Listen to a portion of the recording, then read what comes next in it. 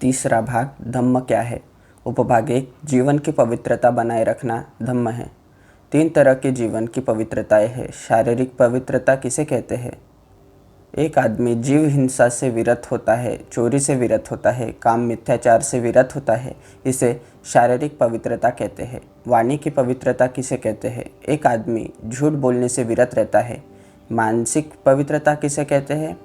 एक भिक्षु जब काम छंद से ग्रस्त रहता है तो वह जानता है कि मुझ में काम छंद है। यदि वह काम छंद से ग्रसा नहीं जाता तो वह जानता है कि मुझ में कोई काम छंद नहीं। वह यह भी जानता है कि अनुत्पन्न कामछंद की किस तरह उत्पत्ति होती है। वह यह भी जानता है कि उत्पन्न कामछंद को कैसे उच्छेद होता है, और वह यह भी जानता है कि किस तरह भविष्य में कामछंद उत्पन्न ना हो। यदि उसमें व्यापाद होता है तो वह जानता है कि मुझ में व्यापाद है। वह इसकी उत्पत्ति विनाश को भी जानता है और यह भी जानता है कि भविष्य में किस प्रकार इसकी उत्पत्ति नहीं होती। यदि उसमें स्त्यान वृत्त की उत्पत्ति हुई रहती है तो वह जानता है कि स्त्यान वृत्त उत्पन्न है। यदि उसमें कुछ विचिकित्सा उत्पन्न रहती है तो वह जानता है कि विचिकित्सा उत्पन्न है। वह यह भी जानता है कि किस प्रकार इसका विनाश होता है और किस प्रकार भविष्य में इसकी उत्पत्ति नहीं होगी। यही मानसिक पवित्रता कहलाती है।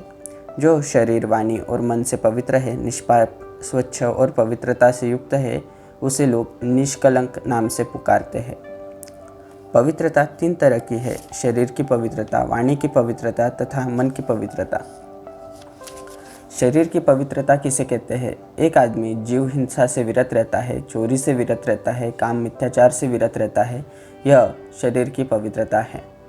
वाणी की पवित्रता किसे कहते हैं? एक आदमी झूठ बोलने से विरत रहता है, व्यर्थ की बातचीत से विरत रहता है, यह वाणी की पवित्रता कहलाती है।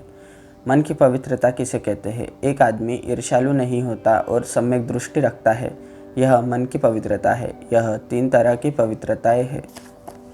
5 तरह की दुर्बलताएं हैं जिनसे साधना में बाधा पहुंचती है। कौन सी 5? जीव हिंसा, चोरी, काम मिथ्याचार, झूठ और नशा पैदा करने वाली शराब आदि नशीली चीज़ों का ग्रहण करना। ये सब 5 तरह की दुर्बलताएं हैं जिनसे साधना में बाधा पड़ती है। जब साधना की ये 5 बाधाएं दूर हो जाती है तो 4 स्मृति उपस्थानों की उत्पत्ति होनी चाहिए।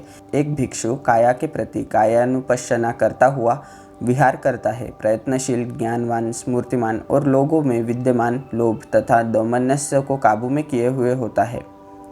वह वेदनाओं के प्रति वेदनानुपश्ययी हो विहार करता है। वह चित्त के प्रति चित्तानुपश्ययी हो विहार करता है। वह चित्त में उत्पन्न होने वाले विचारों के धम्म के प्रति धम्मानुपश्ययी हो विहार करता है। प्रयत्नशील, ज्ञानवान, स्मृतिमान और लोक में विद्यमान लोभ तथा दौमनस्य को काबू किए हुए होता है। जब साधना की ये 5 बाधाएं दूर हो जाती है तो 4 स्मृति उपस्थानों की उत्पत्ति होनी चाहिए। ये 3 घात क्या है? शीलघात, चित्तघात और दृष्टिघात। शीलघात क्या है? एक आदमी प्राणी हिंसा करता है, चोरी करता है, काम भोग संबंधी मिथ्याचार करता है, झूठ बोलता है, चुगली खाता है, कठोर बोलता है तथा व्यर्थ बोलता है, यह शीलघात कहलाता है। चित्तघात किसे कहते हैं? एक आदमी लोभी होता है, दौमन्य से युक्त होता है, यह चित्त का घात है। दृष्टिघात क्या है? यहाँ कोई आदमी इस प्रकार की गलत धारणा, मिथ्या दृष्टि रखता है कि दान देने में, त्याग करने में, परित्याग करने में कोई पुण्य नहीं, भले बुरे कर्म का कुछ फल नहीं होता, और न यह लोक और न परलोक, न माता है न पिता है और न स्वोत्पन्न प्राणी है। लोक में कोई ऐसे श्रमण ब्राह्मण नहीं है जो शिखर तक जा पहुँचा हो, जिन्होंने पूर्णता लाभ की हो, जिन्होंने अपनी ही अभिज्ञा से परलोक का साक्षात्कार किया हो और जो उसकी घोषणा कर सकते हो। भिक्षु, यह दृष्टिघात है।